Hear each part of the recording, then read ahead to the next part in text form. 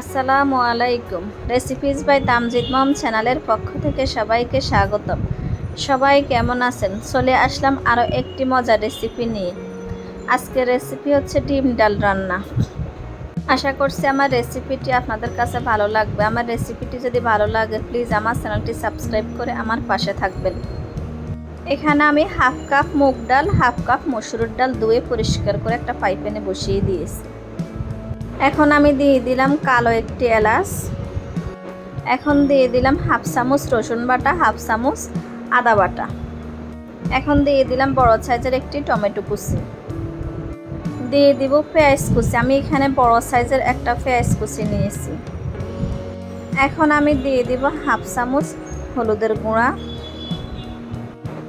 এখন দেব হাফ চামচ মরিচের গুঁড়া। দিয়ে দিব স্বাদ মতো লবণ। এখন আমি পরিমাণ মতো পানি দিয়ে দিব। সবগুলোকে আমি নেড়ে ছেড়ে একটু মিশিয়ে নিব। সবগুলো আমার মেশানো হয়ে গেছে। এখন আমি একটা ঢাকনা দিয়ে দিলাম। আমি চুলার আঁচটা মিডিয়াম করে সবগুলোকে আমি সিদ্ধ করে নিব। ঢাকনাটা এখন আমি উঠিয়ে নিব। ডালগুলো আমার প্রায় সিদ্ধ হতে 20-25 মিনিট সময় লেগেছে। আমি আর একটু ঘন করে নিব। এখন দিয়ে দিব আমি 1 চামচ থেকে একটু বেশি ধনিয়ার গুঁড়া এবং জিরার গুঁড়া। দিয়ে দিলাম হাফ চামচের থেকে সামান্য একটু কম গরম মশলার গুঁড়ো। সবগুলো এখন আমি একসাথে নেড়ে ছেড়ে একটু মিশিয়ে নিব। সবগুলো আমার মিশিয়ে নেওয়া হয়ে গেছে। এখন আমি একটা পাশে করে রাখবো।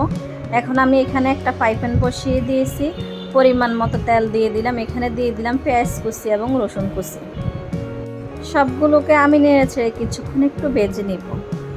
সবগুলো আমি কিছুক্ষণ ভেজে নিয়েছি। এখন দিয়ে দিলাম কিছু কাঁচামরিচ কুচি। এখন দিয়ে দিব হাফ চামচ মরিচের গুঁড়া। সবগুলোকে আবার একটু মিশিয়ে নিব। এখন দিয়ে দিব আমি ডিম। এখানে আমি 2টো ডিম সিদ্ধ করে টুকরা টুকরা করে কেটে নিয়েছি ছোট ছোট করে।